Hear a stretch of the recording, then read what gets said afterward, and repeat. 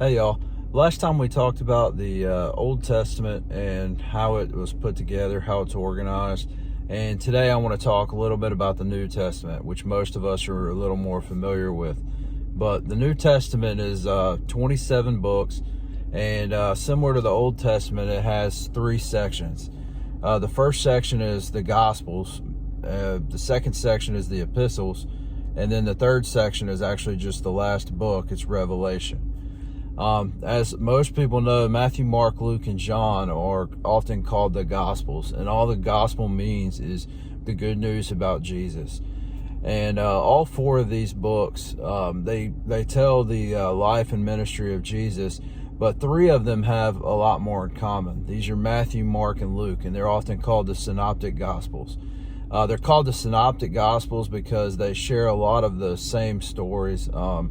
They overlap in a lot of places, and they basically offer three different but similar perspectives on the life, ministry, death, crucifixion, and the disciples that Jesus chose.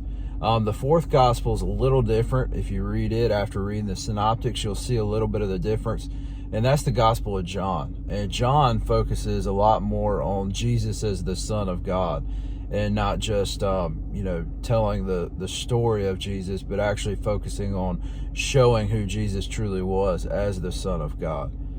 After the four Gospels, we see the book of Acts, which is actually a continuation of the book of Luke. The Dr. Luke wrote both Luke and Acts, but they was basically broken up into two books because of the length of a scroll. The scrolls weren't long enough for it to be one total story, but if you read Luke and then you read Acts, you'll see a lot of similarities, especially in the introduction. And what Acts does is it basically takes off where the Gospels ended. We see the ascension of Jesus into heaven, and then we see the early church just take off, and about how the apostles and the disciples continue on, basically running and starting that church. How it grew. We see a lot of growth. We see a lot of the church function, what the church was meant to be there. After the book of Acts, we begin the epistles. And all an epistle is it's a genre of literature that is basically just an ancient letter.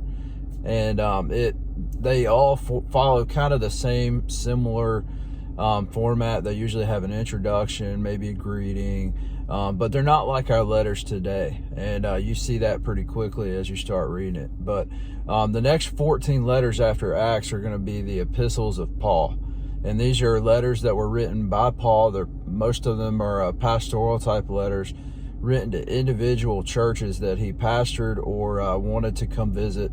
And a lot of times he's discussing things with them. He might be guiding them in questions that they had. He might be guiding them in problems they've had.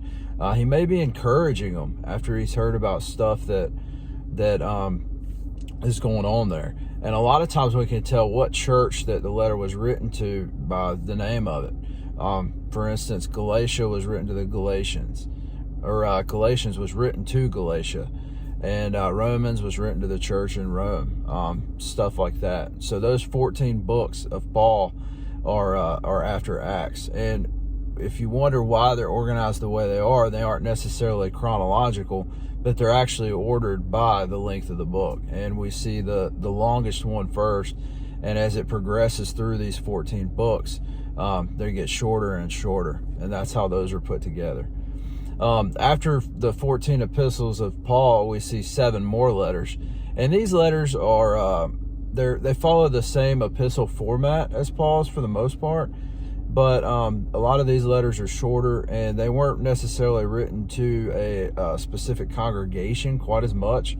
A lot of times we see that sometimes they're called the Catholic letters because they're written more to the church as a whole.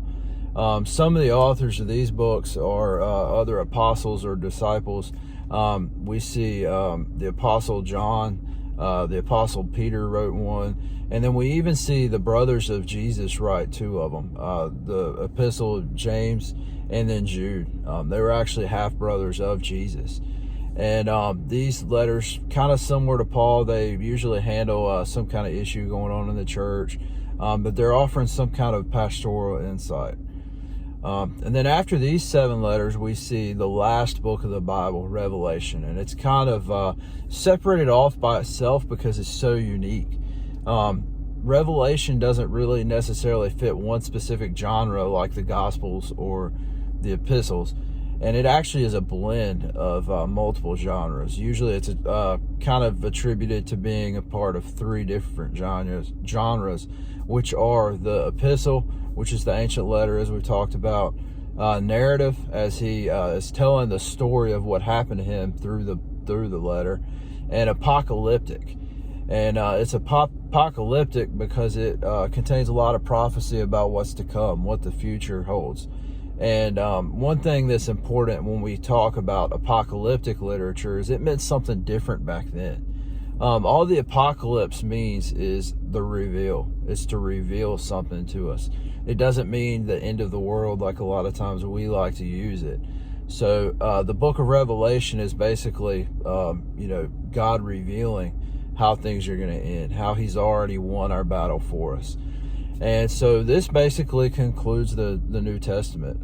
Most Christians spend most of our time studying in the back of our Bibles, and this is probably the part that you're most familiar with. But hopefully after this, we can start going into some other topics in a little more detail. But this is your New Testament. I love you guys. Thank y'all for watching. I appreciate it.